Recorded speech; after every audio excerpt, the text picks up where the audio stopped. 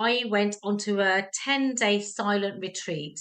I'm very fortunate enough, and it's one of these things that you had no communication, no writing, no reading, no music, no Wow. nothing. So you're in, you wake up you're woken up at 4 o'clock in the morning. You live like, and I can only explain to it, it's like to live in like a nun. They have men Mm, were like monks on one side, women were like, the only time you saw was when you went into the meditation hall.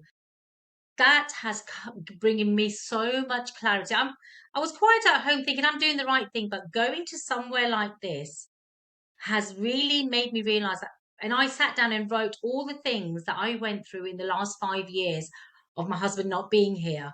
Because we were together from the age of 17 for 35 years. It was just him and I. And to live with somebody that long and do amazing things that we did, the travel, the concerts, the music, the movie, we did it all because we were on our own. Our kids left when my younger one was 18, so they've not been home, so we had a lot of time to ourselves. So mm, having to navigate my life from having this one person in constant in my life to just me.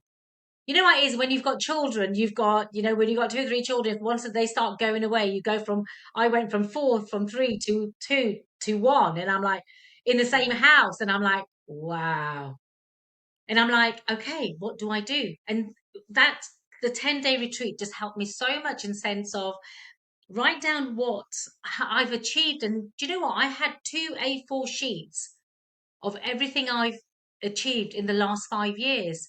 Like, the smallest things, like to change a cushion in the house that you've kind of bought together. Little things like that. It's been a massive game changer for me. And to just, do you know what, appreciate each day. When you say what brings me joy, I think I wake up every single morning. Obviously, I miss the hell out of him not being in bed yes. with me. It's awful, but I'm like, you know what, this is my reality. This is my reality. And I will wake up every morning, throw the sheets up, and I'm like, good morning, world. And it's with a smile. And it's not every single day, but there's more up days than down days. Yeah, well, that's good to hear. And I'm really impressed that you did the silent retreat. Did you, coming out of that experience, because 10 days is quite an intense thing to do, isn't it? Did you find it hard then Yes. coming back and having lots of noise and all the kind of social media again and all that kind of input? I did.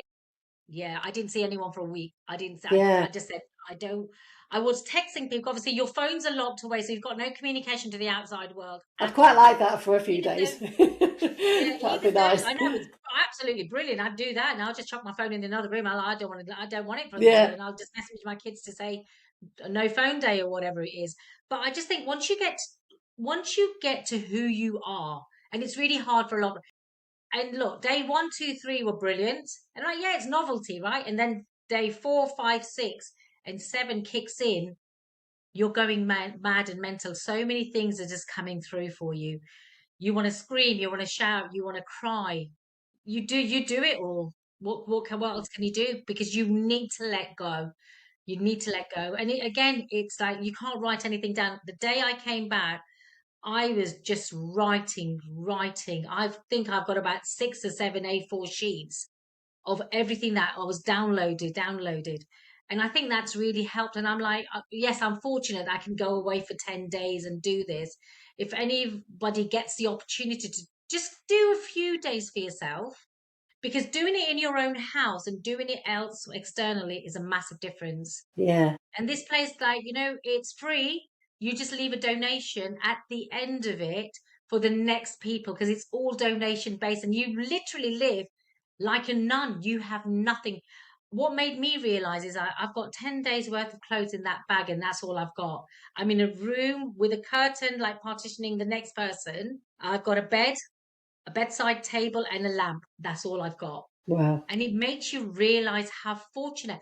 And do you know what? I was actually sitting there feeling my body under my sheets, thinking, I am just so grateful. I may not have anything. I've got my body and I've got to look after it, nourish it.